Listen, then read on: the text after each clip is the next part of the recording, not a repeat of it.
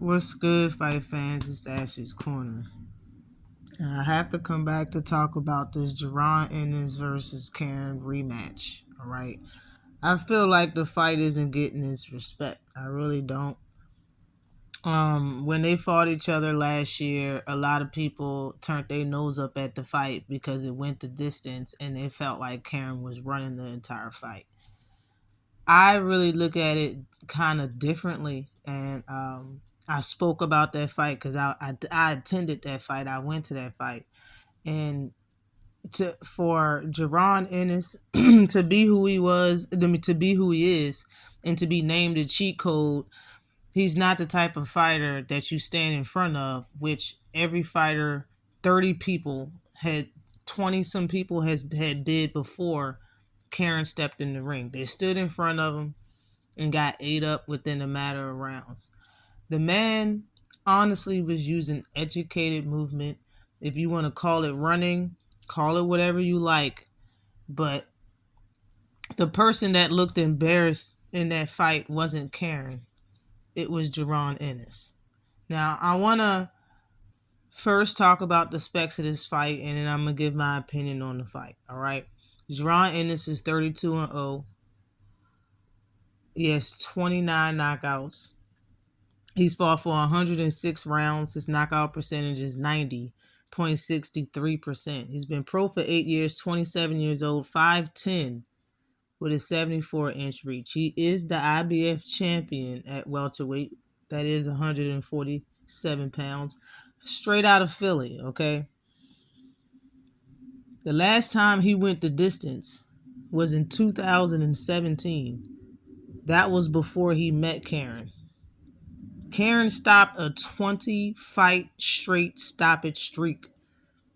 Okay? Villa was a great fight. It went 10 rounds. And then now he's coming off of a 5-round victory versus David Ebenezer, which he made retire on his stool. Back for his second fight this year, he's going to rematch Karen. I'm giving Karen in this fight so much respect. It's not even crazy. People are turning up their nose at the fight, but Karen is his specs is 24-2, 13 knockouts. He's ranked number 8 in the world at welterweight. He's fought for 163 rounds. Knockout rating is 54.17%. He's been pro for 9 years, 28 years old, 5'9.5" from the Ukraine. Now, since his loss versus Boots in 2023, he has stopped 2 fighters and is coming off of a unanimous decision 12-round victory back in May. Now, my honest opinion is no more excuses from the Boots political party and all the blaming and finger pointing is going on about why the fight looked the way it did and why it turned out the way it did. I told y'all in January in 2023 when the fight happened that Boots always looked like this. All right, he doesn't know how to cut off the ring, and he's not a patient fighter. I seen it back when he fought Chris Algieri. Not Chris Algieri. What's his name? Chris Van Herden or whatever his name is. I seen it then, and it just never got better. I never seen anything different. We will see if he improved. Everybody should be waiting to see that. I don't understand why people don't care to see if Boots improved about how he looked in the fight, regardless if Karen was running or not, right?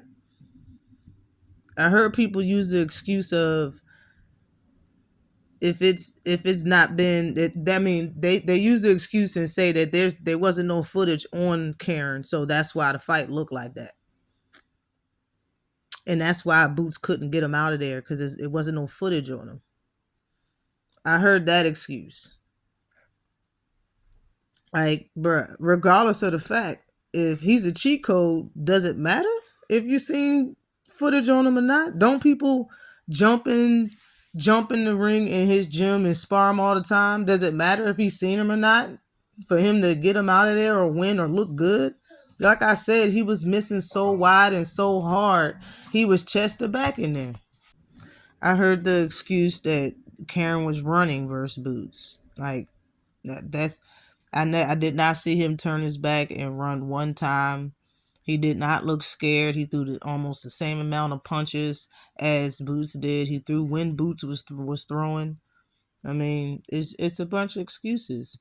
I even heard that Karen only came to survive. Like I said, man, we just need to sit back and watch this second fight. It should be very interesting to see if Boots have learned to cut off the ring. See if he learned to be a little bit more patient. I'm waiting to see it. I'm anticipating the fight. I know a lot of people don't care. I'm not one of those people. But none of which of those reasons are valid reasons on why Boots looked like he did. They're not. The fact of the matter is he's not patient and he need to learn how to cut off the ring. I don't like the energy behind this fight and looking at the fans and Boots and his team.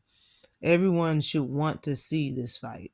For real. If you a Boots fan or a boxing fan, you should want to see if he improved something. This is not all Karen's fault, okay? For a couple of different reasons you should want to see it. If Boots is really that guy and Karen was running, if you really believe that, then you should want to see this fight. Why not? Why not watch the fight? If he's a star, then everybody should want to see it regardless, right? Boots didn't stop him. And it's gonna make a good fight. If you're a fan of Boots, you should want him to right this wrong that some people put on his plate. Some people look at it like this is the only stain on his record because he should have got Karen out of there. This is his chance to do so. Always like and subscribe to the channel. I got him looking better though. I really do. Boots all day. Peace.